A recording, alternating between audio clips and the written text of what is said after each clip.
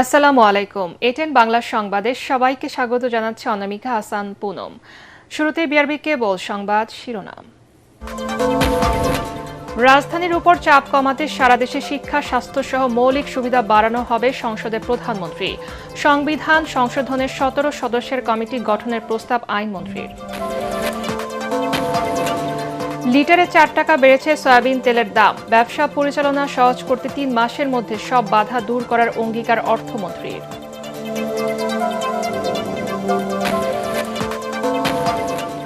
প্রবল বর্ষণের রাজধানীর বিভিন্ন স্থানে জলাবদ্ধতায় নগরবাসীর ভোগান্তি। বৃষ্টি ও উজানের ঢলে হাওরে ডুবছে ফসলি ক্ষেত। বজ্রপাতে 4 জনের মৃত্যু। জুলাইয়ে শুরু হচ্ছে শিক্ষার্থীদের বিনামূল্যে স্কুল ড্রেস, ব্যাগ ও জুতা বিতরণের পাইলট প্রকল্প, জানালেন শিক্ষামন্ত্রী। পর্যায়ক্রমে দেয়া হবে সব শিক্ষা প্রতিষ্ঠানে। রাজধানীর নিউ মার্কেট কেন্দ্রিক আধিপত্য বিস্তারকে কেন্দ্র করে শীর্ষ সন্ত্রাসী টিটন খুন, বলছে ডিবি। হত্যাকাণ্ডে জড়িত কয়েকজন শনাক্ত। এবং যুদ্ধে ইরানের সামরিক বাহিনী পরাজিত হয়েছে দাবি ডোনাল্ড ট্রাম্পের। কংগ্রেসের যৌথ অধিবেশনে ব্রিটিশ রাজার ঐতিহাসিক ভাষণ। শুনছিলেন বিআরবি কেবল সংবাদ শিরোনাম, এবারে বিস্তারিত। রাজধানীর উপর চাপ কমাতে সারা দেশে পর্যায়ক্রমে মৌলিক সুবিধা বাড়ানোর কাজ চলছে বলে জানিয়েছেন প্রধানমন্ত্রী তারেক রহমান। সংসদে তিনি বলেন, শিল্পায়ন, চিকিৎসা ও শিক্ষা প্রতিষ্ঠানের সুবিধা বাড়ানোর কাজ শেষে ঢাকায় চাপ কমবে। পরিচ্ছন্ন ও সবুজ রাজধানী গড়তে একগুচ্ছ পরিকল্পনাও তুলে ধরেন সংসদ নেতা। চট্টগ্রামে জলাবদ্ধতা দূর করতে উদ্যোগ নেওয়া হয়েছে বলেও জানান তিনি। ফ্যামিলি কার্ডে অর্থায়ন মূল্যস্ফীতি কমাবে বলেও সংসদকে আশ্বস্ত করেন প্রধানমন্ত্রী। ইমদাদুল্লাহ বাবুর রিপোর্ট। জাতীয় সংসদে বুধবার নির্ধারিত প্রশ্নোত্তর পর্বে সংসদ সদস্যদের বিভিন্ন প্রশ্নের উত্তর দেন সংসদ নেতা তারেক রহমান। এই সমস্যাগুলো রয়ে গেছে।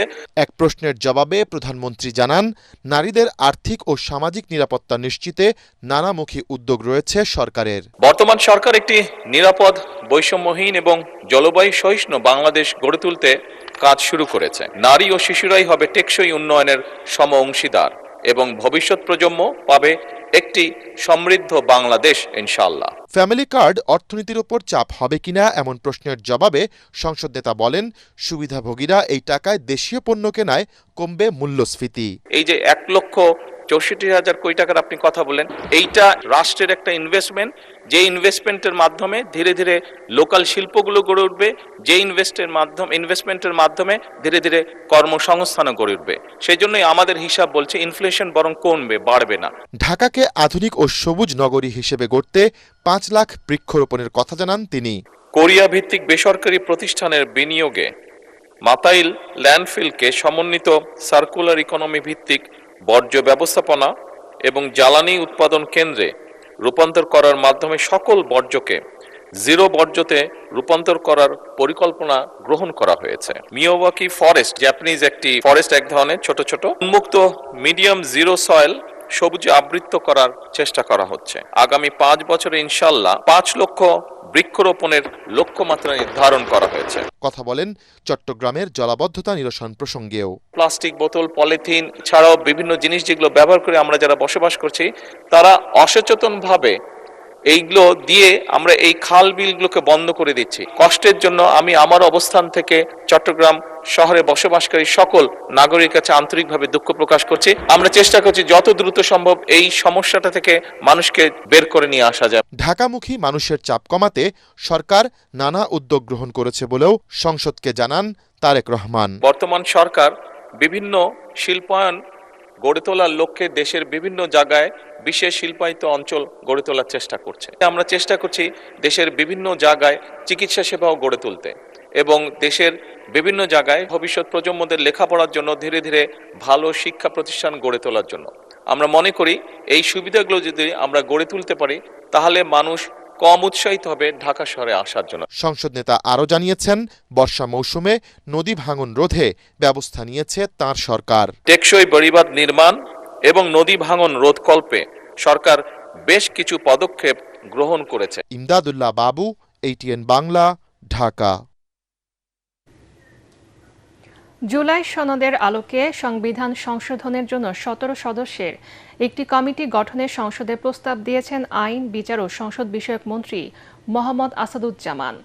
সংসদ অধিবেশনে আইনমন্ত্রী বলেন, এই কমিটিতে সরকারি দলের ৭ জন ও বিরোধী দলের ৫ জন এবং স্বতন্ত্র সহ অন্য দল থেকে থাকবেন আরও ৫ সদস্য। এ সময় নিজেদের মধ্যে আলোচনা করে ৫ জন সদস্যের নাম সরকারি দলকে দেয়া হবে বলে জানান বিরোধী দলীয় নেতা ডাক্তার শফিকুর রহমান। সংবিধান সংশোধন সম্পর্কিত বিশেষ কমিটি আমাদের রুল 266 অনুসারে সেই কমিটির বিষয়ে আমরা 12 জনের নাম তালিকা ঠিক করেছি, যেখানে বিএনপি আছে, যেখানে গণ অধিকার পরিষদ আছে, যেখানে গণসংহতি আছে, যেখানে বাংলাদেশ জাতীয় পার্টিও আছে এবং স্বতন্ত্র সদস্যদেরকেও রাখা হয়েছে। 12 জনের একটি তালিকা আমরা করেছি। আমরা প্রত্যাশা করি মাননীয় বিরোধী দলের পক্ষ থেকে যদি আমি পার্সেন্টেজ হিসাবে যাই 26% আসে, সেখানে আমরা ওনাদের পক্ষ থেকে 5 জনের নাম চাচ্ছি। এখানে বিষয়টা আমাদের মাঝে একটু আলোচনার বিষয় আছে, কারণ এখানে কনসেপচুয়াল ডিফারেন্স আছে আমাদের। তা আমরা আলোচনা করে জানাবো, এটা আজকেই হয়ে যাবে বোধহয়, এটা হবে না আর কি। এই সেশনটা আমরা এটা মত দিতে পারবো না, কারণ আমরা চেয়েছি রিফর্ম, আর এখানে হচ্ছে আপনার অ্যামেন্ডমেন্ট। এই জায়গাটায় আগেও আমাদের ডিফারেন্স ছিল, এখনো এটা আছে।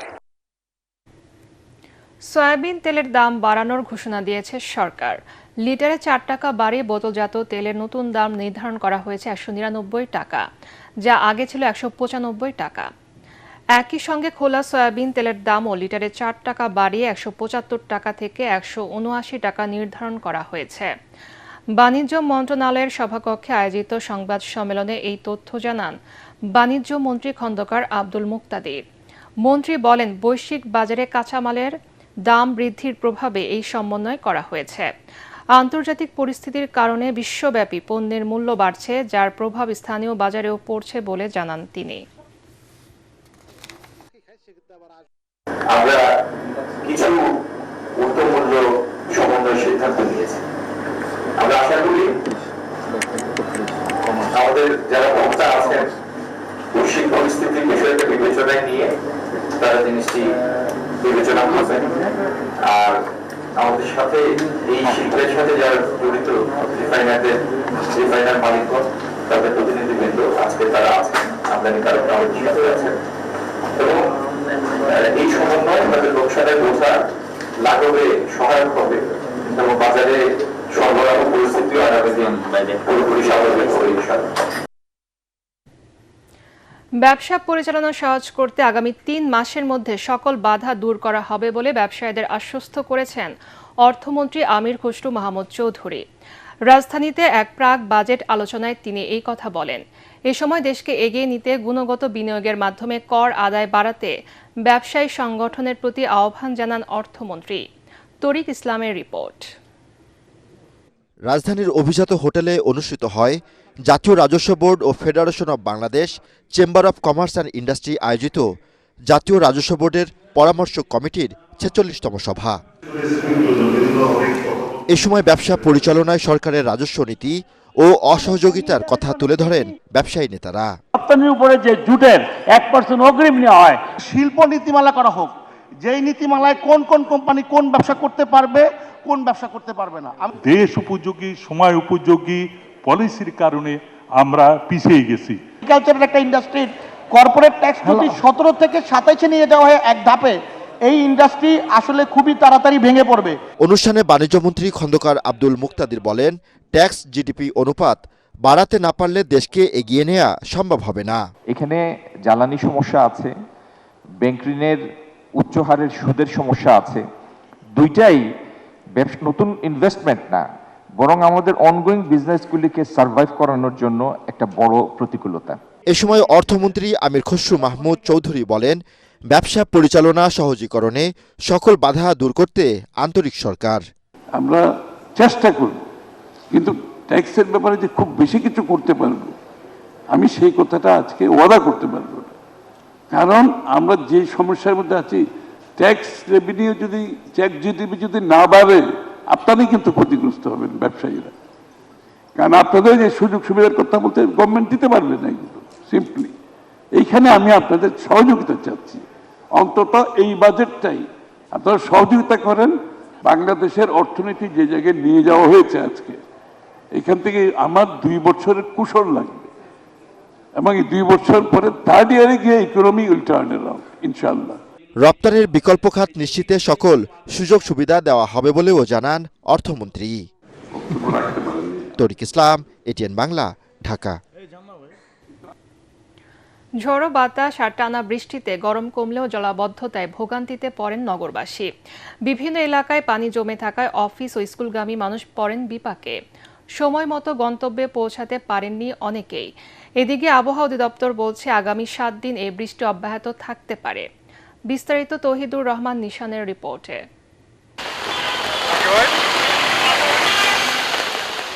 বুধবার সকাল 6টা থেকে শুরু হওয়া টানা বৃষ্টিতে রাজধানীর বিভিন্ন এলাকা ডুবে যায়। সড়কে পানি জমে দুর্ভোগে পড়েন অফিসগামী মানুষ, শিক্ষার্থী ও শ্রমজীবীরা। সময় মতো গন্তব্যে পৌঁছাতে হিমশিম খেতে হয় অনেককে। গাড়ি খুঁজতে খুঁজতে আমাদের শরীর পুরো ভিজে গেছে, আমাদের ইউনিফর্ম নষ্ট হয়ে গেছে। আমরা তো জলপথে আটকে গেছি, এখন তো অফিসে এখন যাইতে পারি নাই। এই যে ওখানে দাঁড়াই রয়েছি, এই রাস্তার এপারই পার হইতে পারতেছি না। এখন অল্প একটু পানির জন্য দেখেছে এখানকার রিক্সা ড্রাইভার 20 টাকা ছাড়া ওনারা যাবে না রাস্তাটা পার করার জন্য। জমে থাকা ময়লা পানিতে হাঁটতে গিয়ে স্বাস্থ্য ঝুঁকির কথাও জানান পথচারীরা। এটা তো নাপাক পানি, এবং এটা তো যে আমরা নামাজ কালাম পড়ি, খুবই সমস্যা, বুঝতে পারছেন। তারপরে এই পানিতে চুলকানি হয়ে যাব। ভুক্তভোগীরা বলছেন জলাবদ্ধতা নিরসনে ড্রেনেজ ব্যবস্থার উন্নয়ন জরুরি। ড্রেনের সমস্যা, নালার সমস্যা, মানে নালাগুলো হয়ে গেছে, ময়লা আটকে গেছে। ড্রেনেজ সিস্টেমটা সেরকম সুবিধাজনক না, পানি সঙ্গে সঙ্গে আপনার নিষ্কাশন হয় না, অনেক সময় লাগে। বৃষ্টি হলো এই পানি সরতে সরতে দেখা যায় 2-3 ঘন্টা লেগে যায়। যেখানে কদিন আগেও দেখা যেত কয়েক কিলোমিটার দীর্ঘ লাইন, প্রবল বৃষ্টির পর রীতিমতো ফাঁকা ছিল রাজধানীর সেসব ফিলিং স্টেশনগুলো। তীব্র গরমের পর স্বস্তির বৃষ্টি হলেও তা পরিণত হয় ভোগান্তিতে। দ্রুত সমাধান না করলে দুর্ভোগ আরও বাড়তে পারে বলে আশঙ্কা নগরবাসীর। এদিকে আবহাওয়া অধিদপ্তর জানিয়েছে আগামী 7 দিন এই বৃষ্টি অব্যাহত থাকতে পারে। তৌহিদুর রহমান নিশান, এটিএন বাংলা, ঢাকা। বৃষ্টি ও উজানের ঢলে হাওড়ে ডুবছে ফসলের ক্ষেত। পাহাড়ি ঢলের কারণে নদীর পানির চাপ বেড়ে যাওয়ায় ফসল রক্ষা বাধা পড়েছে ঝুঁকির মুখে। দিশেহারা হাওড়ে কৃষকরা। এদিকে জামালপুরে 2 জন ও রাজবাড়ীতে বজ্রপাতে 1 জনের মৃত্যু হয়েছে।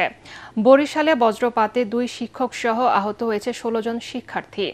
নেত্রকোনা ও মৌলভীবাজারে কংসমনু, ধলাই, কুশিয়ারা নদীর পানি বিপদসীমার উপর দিয়ে প্রবাহিত হচ্ছে। এতে দেখা দিয়েছে বন্যার শঙ্কা। জেলা প্রতিনিধিদের তথ্যচিত্রে রিপোর্ট করছেন ঐশী গোস্বামী প্রমা। ভোর থেকেই আকাশ ভেঙে ঝরছে বৃষ্টি, সাথে ঘন ঘন বজ্রপাত, বইছে দমকা ঝোড়ো হাওয়া। এদিকে বিপদসীমা অতিক্রম করেছে মৌলভীবাজারের জুড়ি নদীর পানি। এখন তা 113 সেন্টিমিটার উপর দিয়ে প্রবাহিত হচ্ছে। এছাড়াও মনু, ধলাই, কুশিয়ারা নদীর পানি বিপদসীমার কাছাকাছি। উজানে বৃষ্টিপাতের কারণে নদীগুলোর পানি বৃদ্ধি পাচ্ছে বলে জানিয়েছে পানি উন্নয়ন বোর্ড। এদিকে উজান থেকে নেমে আসা ঢল ও অত্যাধিক বৃষ্টিপাতে মৌলভীবাজার জেলার 897 হেক্টর বোরো ধান পানিতে তলিয়ে গেছে। নেত্রকোনার কংস ও ভুগাই নদীর পানি বিপদসীমার 82 সেন্টিমিটার উপর দিয়ে প্রবাহিত হচ্ছে। দেখা দিয়েছে বন্যার শঙ্কা, তলিয়ে গেছে প্রায় 10,000 হেক্টর ফসল। বৃষ্টিতে চট্টগ্রাম নগরীর প্রবর্তক মোড় এলাকায় আবারও জলাবদ্ধতা তৈরি হয়েছে। এতে ওই এলাকার জনগণ ভোগান্তিতে পড়েন। সিটি মেয়র ডাক্তার শাহাদাতের নির্দেশে মঙ্গলবার থেকে হিজরা খাল, জামাল খান খাল এবং মুরাদপুর বক্স কালভার্ট এলাকায় স্থাপিত অস্থায়ী বাঁধ অপসারণ কাজ শুরু হয়েছে। এটা আমাদের কোনো সিটি কর্পোরেশনের প্রকল্প নয়, এটা প্রকল্পটা হচ্ছে চট্টগ্রাম উন্নয়ন কর্তৃপক্ষের। তবে আমি আশা করেছিলাম, গতকালকেও আমি তাদেরকে দেখি নাই, আজকেও আমি মনে করেছিলাম যে চট্টগ্রাম উন্নয়ন কর্তৃপক্ষের প্রতিনিধি থাকবে, সেনাবাহিনীর প্রতিনিধি থাকবে, তাদের এখানে থাকা উচিত ছিল। এই জবাবগুলো আসলে তাদেরই দেওয়া উচিত ছিল। রাজবাড়ীতে হঠাৎ বজ্রপাতে কোলে থাকা 3.5 বছরের শিশুকে বাঁচাতে গিয়ে মারা যান বাবা সুমন। এতে শোকের ছায়া নেমেছে এলাকা জুড়ে। অন্যদিকে জামালপুরে বজ্রপাতে 2 জনের মৃত্যুর খবর পাওয়া গেছে। বরিশালে দুর্যোগপূর্ণ আবহাওয়ায় বিপর্যস্ত জনজীবন। নগরীতে জমেছে হাঁটু পানি, বয়ে যাচ্ছে প্রবল বর্ষণ ও ঝোড়ো হাওয়া। বজ্রপাতে 2 শিক্ষক সহ আহত হয়েছেন 16 শিক্ষার্থী। অনেক এলাকায় বন্ধ রয়েছে বিদ্যুৎ সরবরাহ। পটুয়াখালী উপকূল অঞ্চলে বজ্রমেঘ ও বায়ুচাপ তারতম্যের প্রভাবে বন্দরে ৩ নম্বর সতর্ক সংকেত বহাল রাখা হয়েছে। উত্তর বঙ্গোপসাগর ও আশপাশের এলাকায় বায়ুচাপের তারতম্যের আধিক্য বিরাজ করছে। এর প্রভাবে কুয়াকাটার বিভিন্ন স্থানে থেমে থেমে মাঝারি ও ভারী বৃষ্টি হয়। মৎস্যবন্দর মহিপুরের খাপড়াভাঙা নদীতে আশ্রয় নেন হাজারো মাছ ধরার ট্রলার। তীব্র দাবদাহের পর শেরপুরে ৩ দিন ধরে থেমে থেমে বজ্রপাত সহ বৃষ্টি হচ্ছে, যা স্বস্তির পরিবর্তে এখন দুর্ভোগ বয়ে আনছে। অনেক স্থানে সৃষ্টি হয় জলাবদ্ধতা। Bureau report, ATN Bangla. দেশব্যাপী প্রাথমিক বিদ্যালয়ের শিক্ষার্থীদের মাঝে বিনামূল্যে স্কুল ড্রেস, পাটের ব্যাগ ও জুতা বিতরণ করবে সরকার। জুলাই থেকে পাইলট প্রকল্প শুরু হবে বলে জানিয়েছেন শিক্ষামন্ত্রী আনম এহসানুল হক মিলন। পর্যায়ক্রমে দেশের সব স্কুলকে এর আওতায় আনা হবে। সচিবালয় শিক্ষা মন্ত্রণালয়ে ব্যবসায়ীদের সাথে মতবিনিময় সভা শেষে একথা জানান তিনি। এ সময় স্থানীয় সরকার প্রতিমন্ত্রী মীর শাহে আলম বলেন, সমাজের সকল অংশীজনকে নিয়ে এই প্রকল্প বাস্তবায়ন করা হবে। বিস্তারিত জানাচ্ছেন ইয়াসিন রানা। দেশব্যাপী প্রাথমিক শিক্ষার্থীদের মাঝে বিনামূল্যে স্কুল ড্রেস, পাটের ব্যাগ ও জুতা বিতরণ কর্মসূচি বাস্তবায়ন নিয়ে ব্যবসায়ীদের সাথে মতবিনিময় করে সরকার। এ সময় স্থানীয় সরকার প্রতিমন্ত্রী মীর শাহে আলম বলেন, প্রতিটি উপজেলার 2টি করে স্কুলে ক্লাস 1 থেকে এই কর্মসূচি বাস্তবায়ন করা হবে। সারা দেশে ছেলেদের একরকম ও মেয়েদের আলাদা রকম পোশাক, ব্যাগ হবে বলে জানান তিনি। সরকারের পক্ষ থেকে প্রত্যেক উপজেলায় 2টি করে প্রাইমারি স্কুলের শুধুমাত্র ক্লাস 1-এ আমরা সরকার থেকে দিব। বাকিটি ব্যবসায়ীরা যে সহায়তা করবে সেই সহযোগিতার সংখ্যা হিসাব করে আমরা সংখ্যা বাড়াবো স্কুল ড্রেস, জুট ব্যাগ এবং জুতা। ফলে যে বাচ্চাটি স্কুলে আসবে তার অসহায় বাবা নিশ্চিন্ত থাকবে যে তার সন্তানের পিছনে তার আর কোনো ব্যয় থাকলো না। এ সময় শিক্ষামন্ত্রী বলেন, আগামী দিনে শিক্ষা ব্যবস্থার উন্নয়নে সকলকে সাথে নিয়ে কাজ করবে সরকার। এক্ষেত্রে ব্যবসায়ীরা সরকারের আহ্বানে সাড়া দিয়েছেন।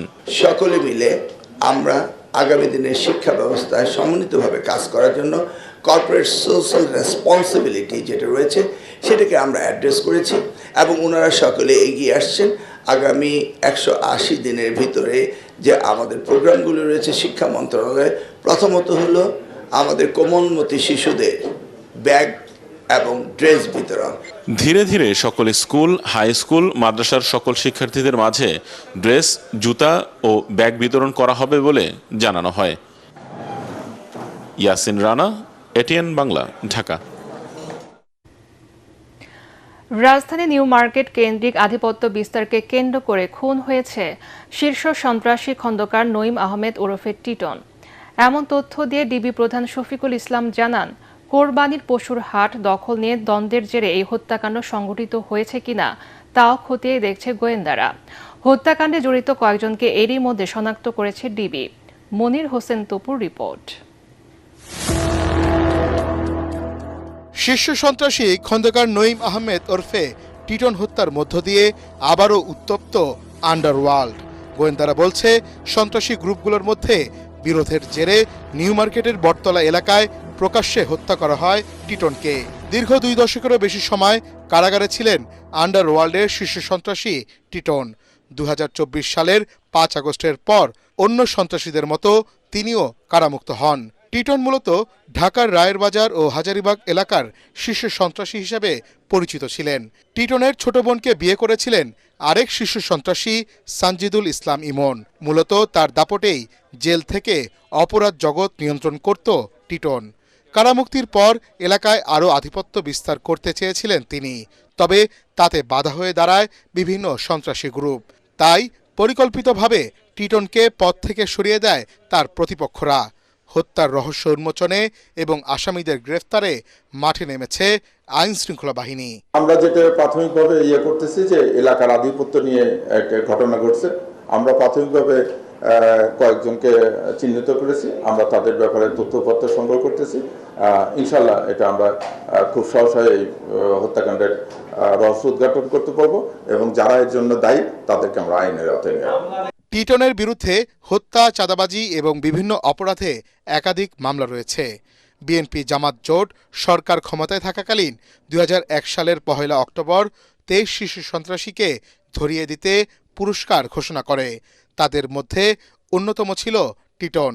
সামনে কোরবানি, আপনি জানেন যে কোরবানির হাট নিয়ে একটা আধিপত্য বিস্তার নিয়ে আমাদের এখানে বিভিন্ন রকম গ্রুপ করে আবির্ভাব হয়।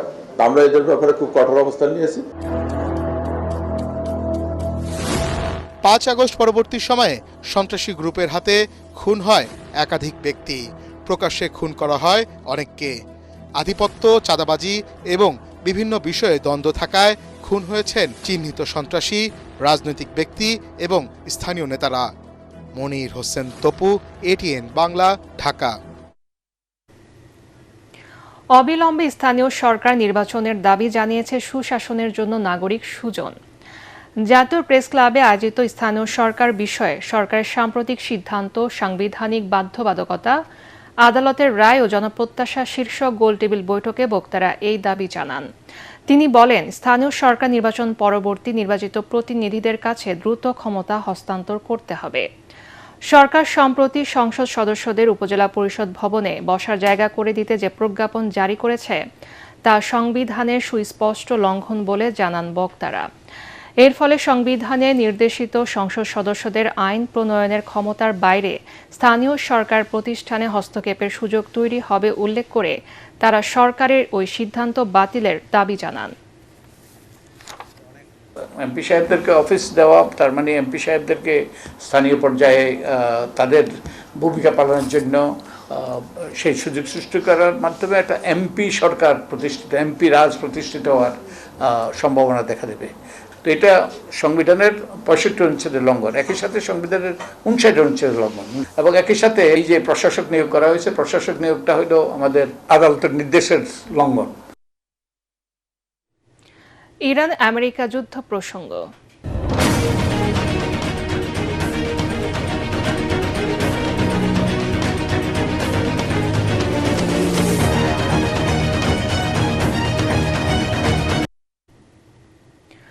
যুদ্ধে ইরানের সামরিক বাহিনী পরাজিত হয়েছে বলে দাবি করেছেন মার্কিন প্রেসিডেন্ট ডোনাল্ড ট্রাম্প।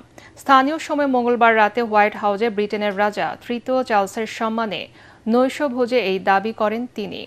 ট্রাম্প বলেন, চার্লসও তার সাথে একমত, তেহরানের কাছে কোনো পরমাণু বোমা থাকা উচিত নয়। এর আগে কংগ্রেসের যৌথ অধিবেশনে ঐতিহাসিক ভাষণ দেন ব্রিটিশ রাজা। বক্তব্যের শুরুতে দুই দেশের 100 বছরের সম্পর্কের কথা উল্লেখ করে তিনি বলেন, বিশ্ব স্থিতিশীলতায় নেটোর গুরুত্ব অপরিসীম। বিস্তারিত জানাচ্ছেন আদিব মোহাম্মদ। সাবেক প্রেসিডেন্ট জর্জ ডব্লিউ বুশ এর আমলে 2007 সালে রানী দ্বিতীয় এলিজাবেথ সফর করেছিলেন আমেরিকা। এরপর লম্বা বিরতি, প্রায় 2 দশক পর রাজকীয় সফরে ব্রিটেনের রাজা তৃতীয় চার্লস সঙ্গে রানী ক্যামেলিয়া।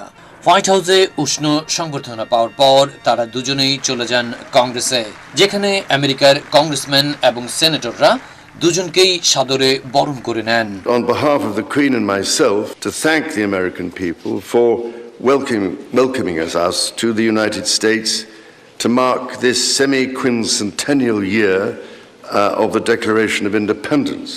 ঐতিহাসিক ভাষণ দিতে গিয়ে চার্লস জানান, দুই দেশের বন্ধন 100 বছরেরও বেশি সময়ের। দিনকে দিন সেই সম্পর্ক আরও জোরালো হয়েছে।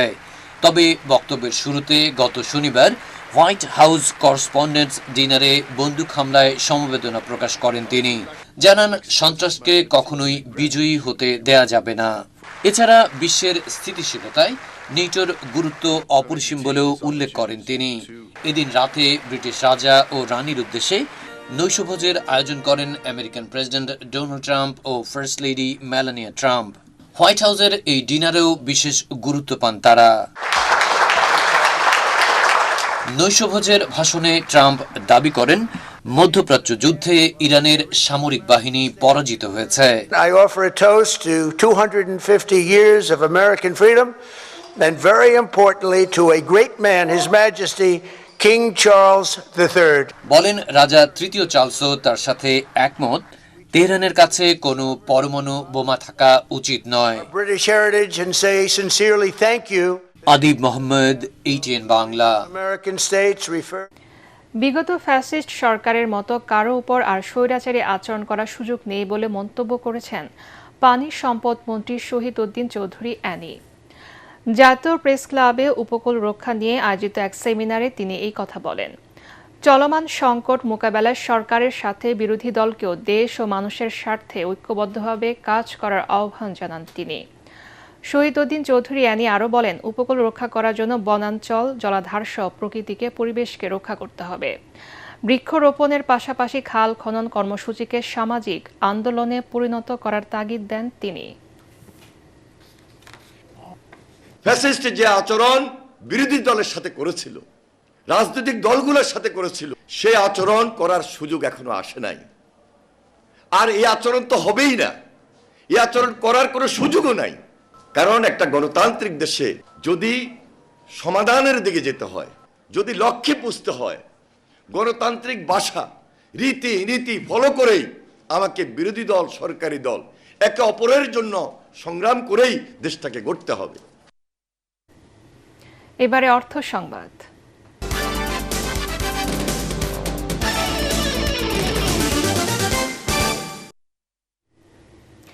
আধুনিক ব্যাংকিং সেবা প্রদানের প্রত্যয় নিয়ে পূবালী ব্যাংক পিএলসির 280তম উপশাখা বাংলাদেশ শিশু হাসপাতাল ও ইনস্টিটিউটে উদ্বোধন করা হয়েছে।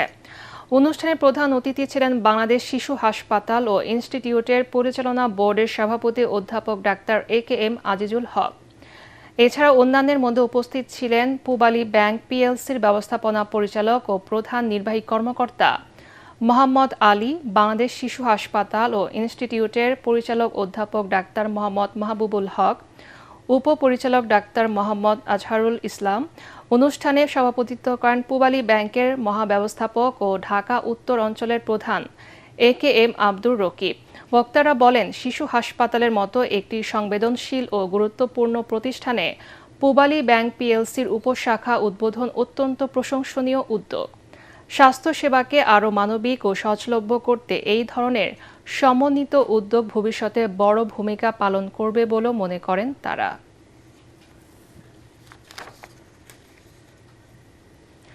যশোর বিজ্ঞান ও প্রযুক্তি বিশ্ববিদ্যালয়ের ছাত্রী হলে খাবার খেয়ে অসুস্থ হওয়া 94 শিক্ষার্থীর মধ্যে 93 জনই সুস্থ হয়ে ক্যাম্পাসে ফিরেছেন। দ্রুত চিকিৎসা ও সমন্বিত উদ্যোগে বড় ধরনের বিপর্যয় এড়ানো সম্ভব হয়েছে বলে জানিয়েছেন সংশ্লিষ্টরা। 8 দিনের জরুরি চিকিৎসা সেবা পেয়ে 8 দিন কর্তৃপক্ষের প্রতি কৃতজ্ঞতা প্রকাশ করেন যশোর বিজ্ঞান ও প্রযুক্তি বিশ্ববিদ্যালয়ের উপাচার্য। যশোর থেকে তামান্না ফারজানার পাঠানো রিপোর্ট জানাচ্ছেন জাহিদুল আলম। যশোর বিজ্ঞান ও প্রযুক্তি বিশ্ববিদ্যালয়ের বীর প্রতীক তারামন বিবি ছাত্রী হলে একসাথে অসুস্থ হয়ে পড়েন ডাইনিংয়ে খাবার খাওয়া শিক্ষার্থীরা। গত 22 এপ্রিল রাতে 166 জন শিক্ষার্থীর মধ্যে অসুস্থ হয়ে পড়েন 94 জন শিক্ষার্থী। ভোর 4টা থেকে 5টার দিকে আমি দেখতে পাচ্ছি যে আমার রুমমেট বমি করতেছে, অনর্গল বমি করতেছে, তারপরে ও বাথরুম যাচ্ছে। এরপর আমিও টের পাচ্ছি যে আমারও পেটটা ব্যথা করছে। ভার্সিটি থেকে স্যাররা আসতেছে, ম্যাডামরা আসতেছে, খোঁজ খবর নিচ্ছে। বিশ্ববিদ্যালয়ের মেডিকেল সেন্টারে চিকিৎসায় শিক্ষার্থীরা সুস্থ না হওয়ায় তাদের দ্রুত ভর্তি করা হয় পুলেরহাটের আদ্দিন সকিনা মেডিকেল কলেজ হাসপাতালে। আদ্দিন ফাউন্ডেশনের নির্বাহী পরিচালক ডাক্তার শেখ মহিউদ্দিন চিকিৎসা কার্যক্রম পরিদর্শন করেন। হাসপাতাল কর্তৃপক্ষ জানিয়েছে, এরই মধ্যে 93 জন শিক্ষার্থী সুস্থ হয়ে হাসপাতাল ছেড়েছেন। কোন ধরনের রোগ জীবাণু দ্বারা এটা হয়েছে এবং এক্ষেত্রে কোন ধরনের অ্যান্টিবায়োটিক চিকিৎসার জন্য প্রয়োজন, সেইটার জন্য আমরা পরীক্ষা নিরীক্ষা করছি। আমরা ল্যাবে পাঠিয়েছি কালচার সেন্সিটিভিটি টেস্টের জন্য। জরুরি চিকিৎসা সেবা পেয়ে 8 দিন কর্তৃপক্ষের প্রতি কৃতজ্ঞতা প্রকাশ করেন যশোর বিজ্ঞান ও প্রযুক্তি বিশ্ববিদ্যালয়ের উপাচার্য। ওখানে যে আমরা আরো 2টা হসপিটালে তাদের ব্যবস্থা আমাদের খুব পছন্দ হয়নি। 8 দিনটা খুবই পরিচ্ছন্ন ছিল এবং তাদের যে ম্যানেজমেন্ট ছিল তারা আমাদের খুবই সহযোগিতা করেছে। এদিকে অসুস্থ শিক্ষার্থীদের দেখতে হাসপাতালে যান যশোর 2 আসনের সংসদ সদস্য ডাক্তার মসলিউদ্দিন ফরিদ। আমি কর্তৃপক্ষকে ধন্যবাদ দিচ্ছি যে ওনারা সমস্ত ছুটি ক্যান্সেল করে স্টাফদেরকে দিয়ে এসছেন বাসা থেকে, তাতে করে এখানে যাতে করে চিকিৎসার কোনো দেরি না হয়। দ্রুত চিকিৎসা ও সমন্বিত উদ্যোগে বড় বিপদ এড়ানো গেলেও শিক্ষার্থীদের খাবার মান ও নিরাপত্তা নিয়ে নতুন করে প্রশ্ন উঠছে। Bureau report, ATN Bangla. এবারে আন্তর্জাতিক সংবাদ।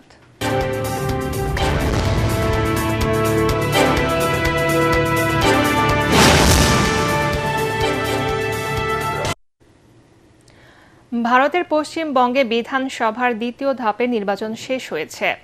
সকাল 7টায় শুরু হয়ে ভোট চলে সন্ধ্যা 6টা পর্যন্ত। 142টি আসনে ভোট পড়েছে 90% বেশি। আগামী 4 মে হবে গণনা। ভোটে কেন্দ্রীয় সরকার প্রভাব বিস্তারের চেষ্টা করছে বলে অভিযোগ করেছেন পশ্চিমবঙ্গের মুখ্যমন্ত্রী মমতা ব্যানার্জি।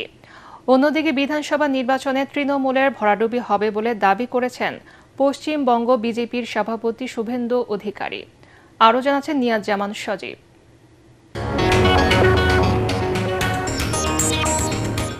ভারতের পশ্চিমবঙ্গে শেষ হল বিজেপি, তৃণমূল কংগ্রেস, বাম দল, কংগ্রেস সহ বিভিন্ন দলের ভোটের লড়াই। এবার ফলাফল দেখার পালা। ভোট অনুষ্ঠিত হয় 2 দফায়। 142টি আসনে দ্বিতীয় দফায় সকাল 7টায় শুরু হয়ে চলে ভোট গ্রহণ সন্ধ্যা 6টা পর্যন্ত। দ্বিতীয় দফায় ভোট পড়ে 90%-এর বেশি। এদিকে প্রথম দফার নির্বাচনের মতো দ্বিতীয় দফার ভোটেও সংঘর্ষে জড়ায় তৃণমূল কংগ্রেস ও বিজেপি সমর্থকরা।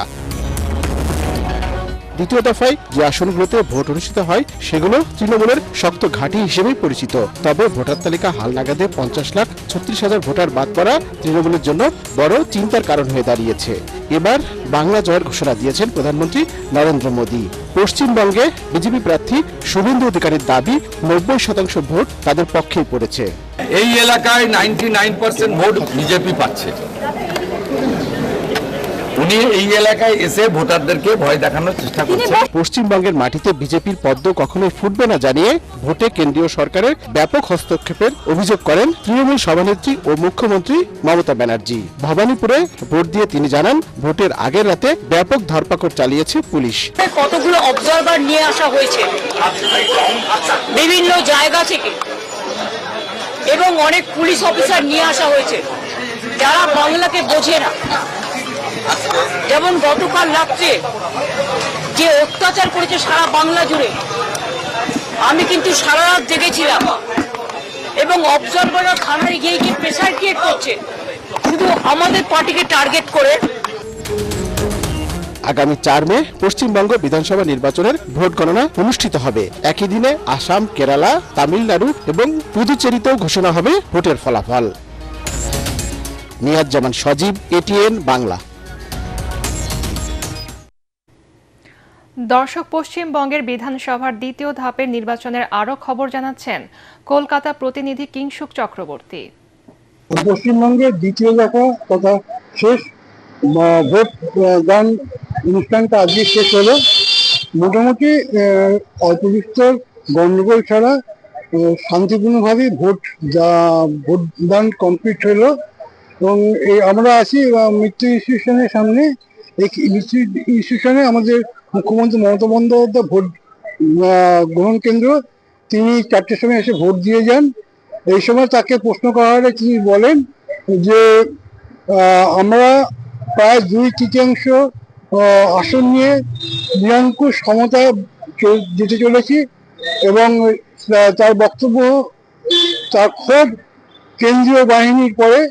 তার বক্তব্য যে কেন্দ্রীয় বাহিনী এইভাবে এই আচরণ কেন, তারা কি উদ্দেশ্য নিয়ে তারা কাজ করছে, এইভাবে লাঠিচার্জ করলো কেন। যে প্রসঙ্গ উল্লেখযোগ্য যে এবার ভবানীপুর কেন্দ্রে মমতা বন্দ্যোপাধ্যায় প্রতিদ্বন্দ্বিতা করছেন পশ্চিমবাংলার বিরোধী দলনেতা শুভেন্দু অধিকারী। কিংসুক চক্রবর্তী, ATN বাংলা, কলকাতা। বিশ্ব নৃত্য দিবস উপলক্ষে চট্টগ্রামে বর্ণাঢ্য আয়োজনের মধ্য দিয়ে সম্পন্ন হয়েছে নৃত্য উৎসব 2026। সঞ্চারী নৃত্য কলা একাডেমির উদ্যোগে চট্টগ্রামের থিয়েটার ইনস্টিটিউট হলে এই উৎসবে দেশের বিভিন্ন সাংস্কৃতিক প্রতিষ্ঠান ও নৃত্য সংগঠনের শিল্পীরা অংশগ্রহণ করেন। অনুষ্ঠানে বিশেষ অতিথি ছিলেন ATN মিডিয়া কমিউনিকেশনের প্রধান নির্বাহী পরিচালক ও বাংলাদেশ কালচারাল সেন্টারের প্রধান সমন্বয়কারী সাজিদুর রহমান মুনিম এবং ATN এডুকেশনের এক্সিকিউটিভ ডিরেক্টর ও বিশিষ্ট নৃত্যশিল্পী রোকসানা আক্তার রিনি। সংস্থার প্রতিষ্ঠাতা পরিচালক স্বপন বড়ুয়া বলেন, বিশ্ব নৃত্য দিবসকে ঘিরে এই আয়োজন সফলভাবে সম্পন্ন হয়েছে। ভবিষ্যতেও এই ধরনের আয়োজনের মাধ্যমে দেশের নৃত্যশিল্পকে এগিয়ে নিতে কাজ করার কথাও জানান তিনি।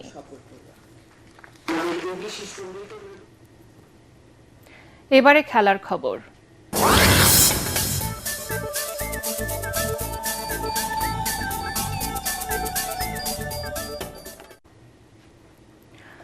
বৃষ্টির কারণে বাংলাদেশ ও নিউজিল্যান্ডের মধ্যকার টি-20 সিরিজের দ্বিতীয় ম্যাচটি পরিত্যক্ত ঘোষণা করা হয়েছে।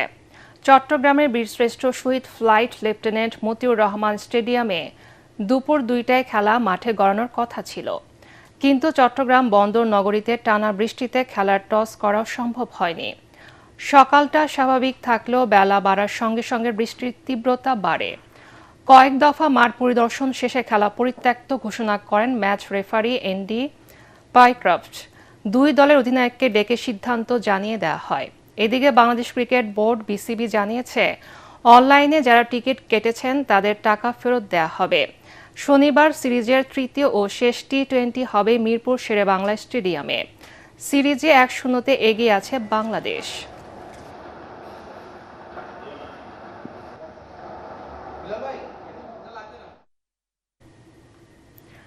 প্রতিভা অন্বেষণ আর জাতীয় দলের পাইপলাইনকে সমৃদ্ধ করতে 12 থেকে 14 বছরের কিশোর কিশোরীদের অংশগ্রহণে আগামী 2 মে থেকে দেশব্যাপী শুরু হবে নতুন করি স্পোর্টস। সিলেট জেলা স্টেডিয়ামে প্রতিযোগিতার উদ্বোধন করবেন প্রধানমন্ত্রী তারেক রহমান। এই উপলক্ষে জাতীয় ক্রীড়া পরিষদের সংবাদ সম্মেলনে যুব ও ক্রীড়া প্রতিমন্ত্রী আমিনুল হক জানান, দেখানোর জন্য নয়, দেশের ভবিষ্যৎ তারকা তৈরি করতে এই আয়োজন। পরাগ আরমানের রিপোর্ট।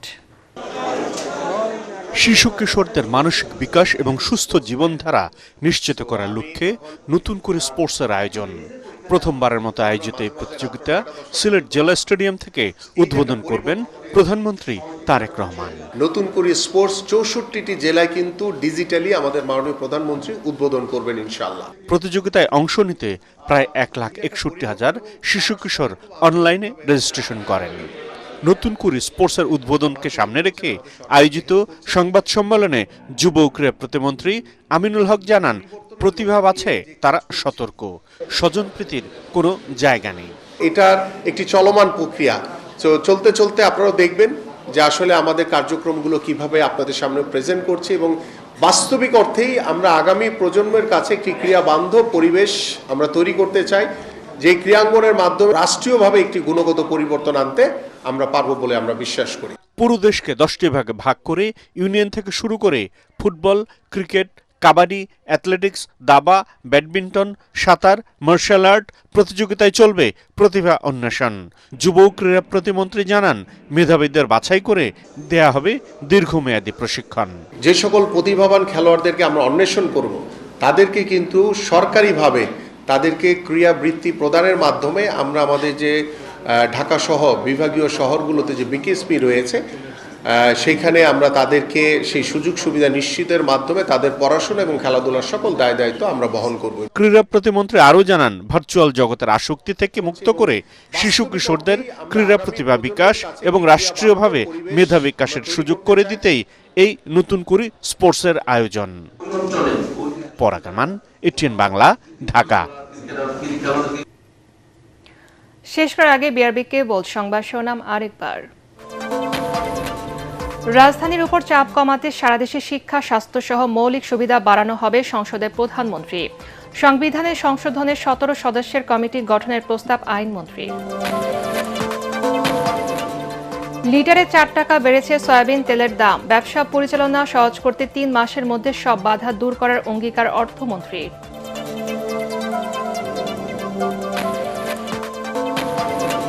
প্রবল বর্ষণের রাজধানীর বিভিন্ন স্থানে জলাবদ্ধতায় নগরবাসীর ভোগান্তি। বৃষ্টি ও উজানের ঢলে হাওড়ে ডুবছে ফসলি ক্ষেত। বজ্রপাতে 4 জনের মৃত্যু। জুলাই শুরু হচ্ছে শিক্ষার্থীদের বিনামূল্যে স্কুল ড্রেস, ব্যাগ ও জুতা বিতরণের পাইলট প্রকল্প, জানালেন শিক্ষামন্ত্রী। পর্যায়ক্রমে দেওয়া হবে সব শিক্ষা প্রতিষ্ঠানে। রাজধানীর নিউ মার্কেট কেন্দ্রিক আধিপত্য বিস্তারকে কেন্দ্র করে শীর্ষ সন্ত্রাসী টিটন খুন, বলছে ডিবি। হত্যাকাণ্ডে জড়িত কয়েকজন শনাক্ত। এবং যুদ্ধে ইরানের সামরিক বাহিনী পরাজিত হয়েছে দাবি ডোনাল্ড ট্রাম্পের। কংগ্রেসের যৌথ অধিবেশনে ব্রিটিশ রাজার ঐতিহাসিক ভাষণ।